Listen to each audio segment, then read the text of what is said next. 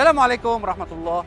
بشرى سارة لأهالي ريف حلب الشمالي. قريبا افتتاح المعمل السوري التركي بقدرة استيعابية ل 1400 عامل، يعني رح تستفيد 1400 عائلة من إعادة تشغيل هذا المعمل.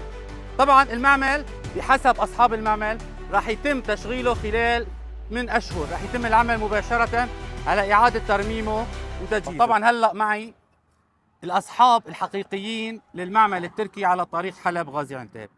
أول شيء عرفني بحضرتك. اسمي مصطفى مطاف Oglu. أستاذ مصطفى، احكي لي شوي عن المعمل السوري التركي.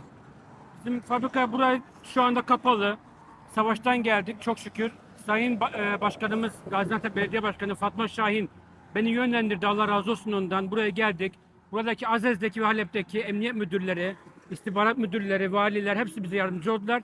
Tekrar burayı faaliyete geçireceğiz. Burada inşallah tekrar 1400 kişi çalışacak. 50 tane mühendisimiz tekrar çalışacak Türk ve Suriye olarak. Tekrar faaliyetimize devam edeceğiz Allah'ın izniyle. Allah razı olsun. أستاذ مصطفى كمان اللي حكيت لي إياه بالتركي احكي لي إياه بالعربي إذا في إمكانية. إذا في كمان إمكانية. تمام اللي بتعرفه بالعربي. شكرا كثير لرئيس البلدية تبع أنتب فاطمة شاهين، وشكرا كثير لسوريا عزاز وحلب أمن عام ومحافظ وباسوجة ياسر باش. برجع معملي الحمد لله برجع بيسوي معمل جديد بيشتغل 1400 عامل و50 مهندس تركي وسوري. نحن ان شاء الله فعلا بيشتغل استيراد وتصدير. أستاذ كمان عرفني بحضرتك. أنا مارك منسى من لبنان، رجل أعمال.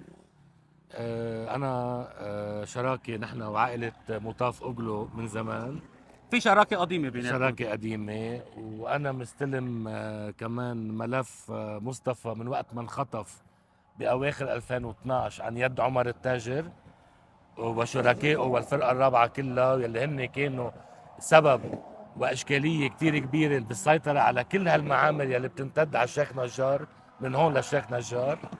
حاربنا، استنزفنا كتير، وأخيرا وصلنا للنتيجة المنشودة. حبيت اليوم أنا أتشكر شخصيا أول شيء سيادة الرئيس أحمد الشرع، بدي أتشكر كل رؤساء الأجهزة الأمنية يلي صدقا ما تركونا ولا دقيقة، خطوة بخطوة ملف بملف. بدي أتشكر نائب العام ياسر الباش على كيفية قراءته للملف وإعطاء الحق لأصحابه. وكمان ما فينا ننسى، بدي أوجه رسالة ورسالة شكر لعائلتنا وشركائنا آل الناعس، من الأب زكور للأخ عمر، أخ محمود، أخ محمد، كانوا معنا بكل خطوة، بكل دليل، بكل شارع. اسمحوا لي عبر قنواتكم كمان وجه رسالة لعمر التاجر شخصيا.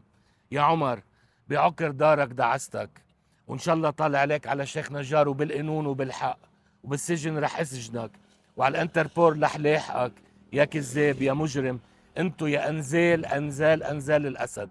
ويعطيكم ألف عافية. إن شاء الله قريبا وبإذن الله ترقبوا افتتاحية معمل ضخم عن جديد رح يوظف 1400 عائلة بالشمال سوريا بإذن الله. إن شاء الله إن شاء الله. والله يكون بالعون مثل ما بيقولوا. الله يعطيكم العافية والله الله يجزيكم الخير. طبعا هي خطوة كثير كبيرة لإعادة ترميم وتجهيز المعمل السوري التركي. طبعا مثل ما ذكر الأستاذ راح يتم تشغيل 1400 شخص بالإضافة ل 50 مهندس سوري وتركي. هي الخطوة بتساهم كثير كبير بالقضاء على البطالة بمناطق شمال السوري. تحياتي لكم. يعطيكم العافية. الله يعافيك يا رب.